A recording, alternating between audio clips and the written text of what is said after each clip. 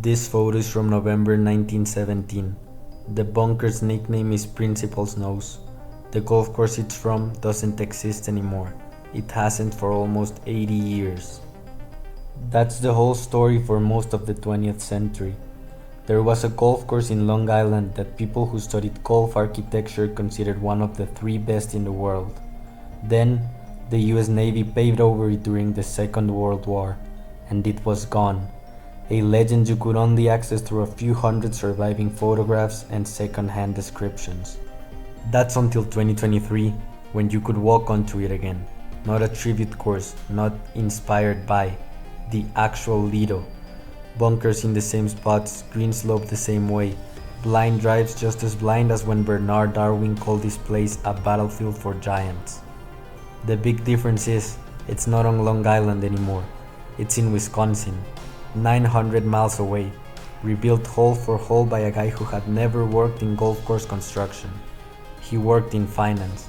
He rebuilt the Lido in his basement, on a video game, in his spare time for 3 years before anyone paid him $1 to do it.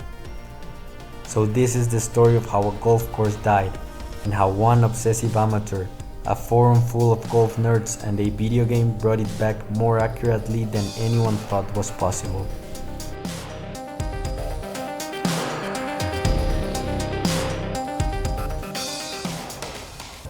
So, let's start with the guy who built it for the first time, because he was obsessive too. Charles Blair Macdonald, born in 1855 in Niagara Falls, Ontario, raised in Chicago. At 16, his family sent him to study at St. Andrews University in Scotland, the actual St. Andrews, the birthplace of golf. He got hooked fast, hooked enough that he started challenging the best golfers in town to matches on the old course itself. In 1874, he moved back to the US and ran into a problem. Golf barely existed here yet. He'd fallen in love with a sport his own country hadn't caught up to. So he spent the next 2 decades evangelizing for it. That's not a figure of speech. It's literally his nickname. Writer H.L. Wiggum called him the evangelist of golf. Macdonald founded the Chicago Golf Club, and he won the first US Amateur Championship in 1895. In 1901, he read an article debating the greatest golf holes in the UK, and it gave him an idea he couldn't drop. What if you didn't have to pick a favorite? What if you built one course that stole the best individuals holes from all of Britain's best courses and stitched them together in America? He crossed the Atlantic 3 separate times to sketch the exact holes he wanted to copy. The blind uphill drive known as an Alps, the murderous plateau green called a Redan, the deep central bunker of an Eden. He called these his ideal holes. Today, golf architects call them template holes. And if you've ever played a course with a hole nicknamed Redan or Biarritz, that hole traces back to Macdonald's sketchbook. In 1910, with engineer Seth Raynor handling construction, Macdonald finished his first attempt, the National Golf Links of America, out on Long Island. It was an instant hit. The wealthy New Yorkers who funded it were convinced Macdonald could build greatness out of nothing, so they came back and asked him to do it again. But this time, bigger. The land they gave him this time was worse than nothing. Macdonald called it a horrible 115 acres of sea swamp and quagmire, a narrow barrier island of Long Island's south shore. No dunes, no natural contour, nothing to work with. National Golf Links let Macdonald pick great land. The Lido forced him to manufacture great land from a swamp. He did it anyway. Later writers, including Michael Kaiser, whose family gets deeply involved in this story decades later, called the Lido golf's first entirely manufactured course. Every roll in the fairway, every green contour, every bunker was built by hand, not found. Contemporary accounts put the total sand moved at over 2 million cubic yards, mostly without modern machinery. Here's the detail that matters most for this story, because it's going to happen again a century later. Macdonald didn't design the whole course alone. He opened part of it up to the public. He invited readers of Country Life magazine, amateur architects, hobbyists, nobodies, to submit their own hole designs for inclusion. This was 1914. It was a crowdsourced golf course decades before crowdsourcing was a word. The winner was a little-known Yorkshire doctor named Alister MacKenzie. His design for the closing hole beat out the field. It was Mackenzie's first real credit in golf architecture, a hobbyist doctor entering a magazine contest for a course in America he'd never seen. Remember that name. Mackenzie went on to design Cypress Point. He went on to design Augusta National. This contest is where his career started. He wasn't the only entry that mattered. Another submission got adapted by Raynor into the Lido's sixth hole, nicknamed Raynor's Prize Dogleg. A design by English architect Tom Simpson became the 15th, simply called Strategy, a hole built around a diagonal line of bunkers that gave golfers three different options of the tee, each one trading a harder angle for a shorter shot in.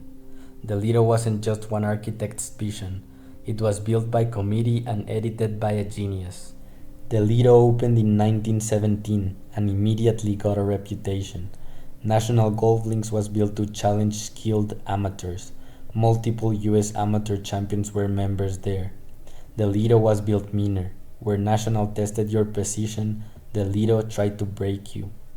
For its first 5 years, the course record was a 77, 5 over par, at a time when top professionals were shooting in the 60s elsewhere. This course ate championship golfers alive. Bernard Darwin, grandson of Charles Darwin and one of the best golf writers ever, called it a battlefield for giants. What made it hard wasn't just length, it was deception. Macdonald couldn't dig down into a swamp, so every hazard was built up instead of carved out, which meant a lot of blind and semi-blind shots. You couldn't see your target, you had to trust a line, sometimes a painted rock in the distance, and swing on faith. The people playing this weren't scrappy public golfers either. They were the same wealthy New Yorkers who'd funded McDonald's earlier clubs. Money wasn't the problem, timing was. World War I hit right as the course opened. The original investors' attention and cash went elsewhere, and a brand new, already legendary golf course needed a second act just to survive. That second act came from a former US Senator named William Reynolds, who bought the property and saw something bigger than golf in it. He built a hotel, renamed it Lido Beach Golf Club, and used it to sell the whole barrier island as a glamorous seaside destination. It worked. Membership hit over 1,000, a massive number for a course this brutal. There's a photo from this era that's become the defining image of the whole Lido story. A big gallery following a match of the 17th fairway, a giant sign in the background reading Lido. It originally said Lido Beach, Hollywood sign style, until the word beach apparently blew off and nobody replaced it. This was never just a golf course, it was a real estate pitch with 18 holes attached. Then in 1931, Reynolds died. The boom he'd built didn't survive him. Membership slid, and the Depression finished the job. But by the mid-1940s, this land had a new, more urgent job. The US Navy needed coastal land for training grounds and a receiving station, and the flat, accessible oceanfront barrier island was exactly what it wanted. Golf course or not, the land was too valuable to sit idle. Soldiers patrolled the beach with dogs, watching for German agents landing by U-boat.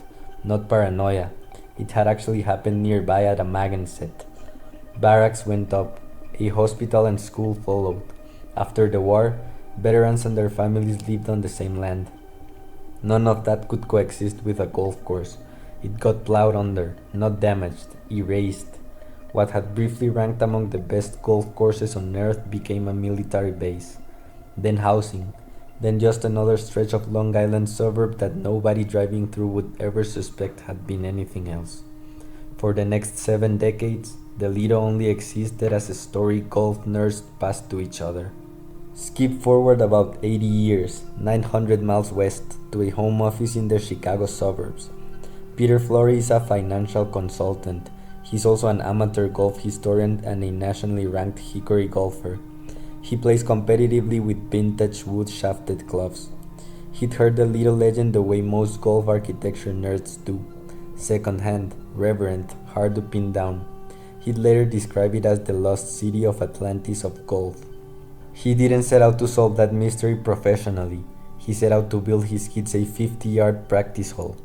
Flory lived somewhere the golf season is short, so he'd gotten into designing virtual holes in a video game called PGA Tour 2K21, which is realistic enough that you can actually build playable holes and try them on a home simulator. It started as a stress relief hobby, something he called his Zen garden. At some point, almost on a whim, he tried building a piece of the Lido. The problem? Not enough material. He had a handful of photos, most uncaptioned, some impossible to even identify by hole. So he did what anyone would do today. He posted his progress on a forum for golf architecture obsessives called Golf Club Atlas and asked for help. That's what turned this into something bigger. Other users started sending him photos, personal collections, digitized archives, images nobody had ever properly cataloged. As Flory got better at matching camera angles across photos, more people recognized what he was doing and sent more material. Before long, he'd built what was probably the largest collection of Lido imagery in the world, a 100-year-old course, revealed through an internet forum. This is the same move Macdonald made in 1914 with Country Life readers, a century apart, an ocean apart. Two obsessives solved the exact same problem the exact same way. They stopped trying to do it alone. What made Flory's version more than a guess was how rigorous he got. He'd use people in old photos as improvised measuring sticks. If that's a man and that's his waist, he now knows how tall the mound behind him is. From there, he could work out camera angles, distances, and the height of every green and bunker. Slow, careful, closer to archaeology than game design. He said the whole process took about 3 years, done with no deadline and no client. The kind of project that only turns out this well because nobody was rushing it. Eventually, he had a complete, evidence-based digital reconstruction of a course that got bulldozed before either of his parents was born. He posted the finished file. A few people noticed, a podcast or two covered it. For a while, that was it. And here's where this stops being one guy's story and becomes several people's story at once, which is usually how the impossible actually gets built. Separately from Flory, brothers Michael Kieser Jr. and Chris Kieser, sons of the developer behind Bandon Dunes and by this point running their own project, Sand Valley Resort, in the sand country of central Wisconsin, had been thinking about the same thing. Bring the Lido back. And they had something Flory's digital version needed and never had. Actual land. Flat, sandy, unremarkable. Basically a modern version of Macdonald's Swamp, a blank canvas. They brought in Tom Doak, one of the most respected working golf course architects, and his longtime design partner Brian Schneider. Through word of mouth, this community is smaller than it looks. They eventually connected with Flory. He drove up to Wisconsin with his laptop, showed his reconstruction to Michael Kieser, and got the reaction every hobbyist hopes for. I really want to build this. There was still a hard technical problem though. Flory's model lived entirely inside a video game engine. Doak and Schneider needed to build a real course with real bulldozers on real dirt. How do you turn a screen into land? The answer came from Brian Sager, a specialist whose background was, fittingly, designing golf courses for video games. Sager converted Flory's in-game model into real topographical data that construction crews could actually build from. Combine that with GPS-guided bulldozers, machines that carved terrain to design file precision, and the team could translate a video game reconstruction into walkable ground with a level of accuracy no previous lost course revival had come close to. Construction started in 2021, the course opened for limited preview play in fall 2022, and officially in 2023. A project that had passed through a Golden Age genius, a Depression-era senator, the US Navy, a finance guy in Chicago, a video game designer, and a modern architecture firm, and somehow came out the other side more or less intact.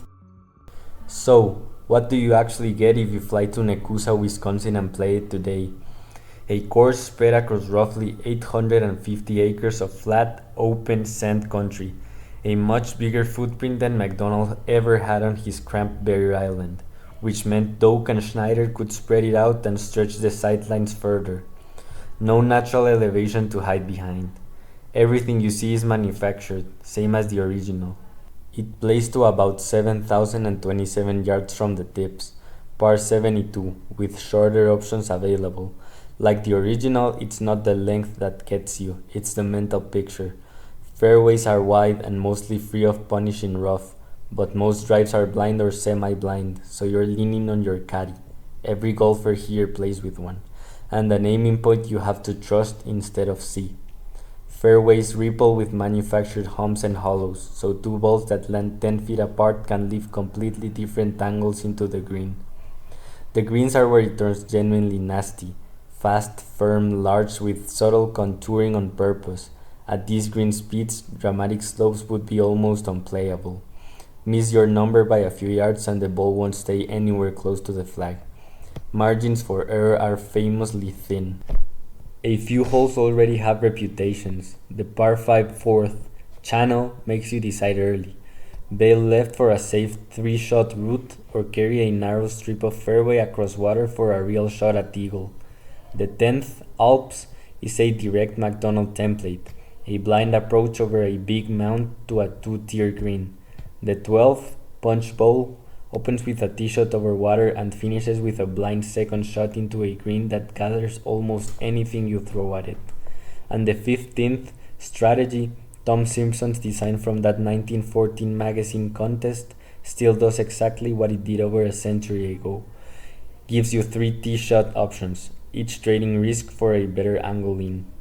Even the clubhouse plays along. There's a workshop on site where a craftsman builds and restores hickory clubs, the same equipment the original members would have carried.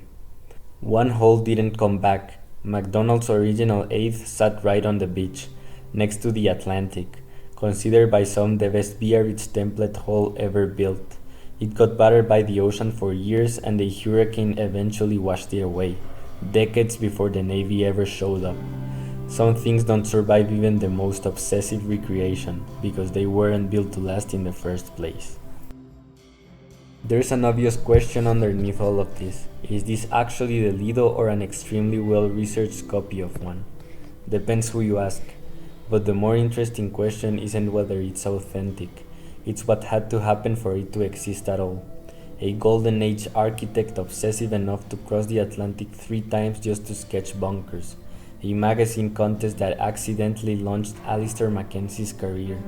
A senator's real estate gamble, a hurricane, a world war, the US Navy, then 80 years of silence, followed by one guy in the Chicago suburbs who just wanted to build his kids a practice hole, and instead spent 3 unpaid years doing something close to archaeology with a mouse and a keyboard. MacDonald crowdsourced the Lido from magazine readers in 1914, because one architect couldn't out imagine a whole community of obsessives. A century later, the internet's version of that same community proved him right twice. The tools that rebuilt the Lido, precision scanning, video game accurate modeling, GPS guided construction, aren't going away. Other lost courses are out there waiting for their own Peter Flory. Flory's already started on one, a 9-hole Seth Raynor design called Ocean Links. Same methods, same forum, same reason. Because he wants to. So the real question is, what else is still out there, waiting to be found twice?